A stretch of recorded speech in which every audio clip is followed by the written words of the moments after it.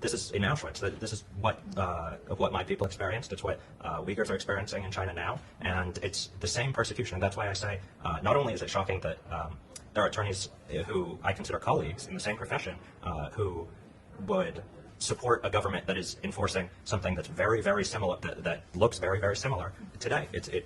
I mean, I've already said it. It's a disappointing thing, and in one way or another, attorneys get a bad rep, as they say.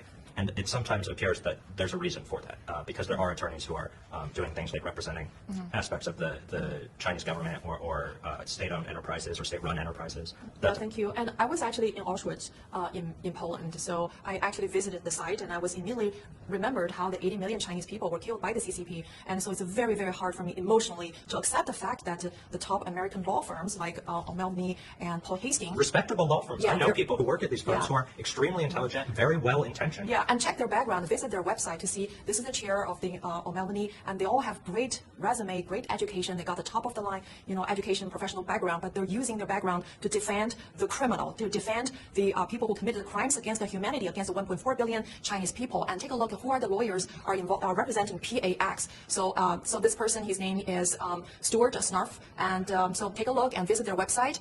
He's part of the PAX team.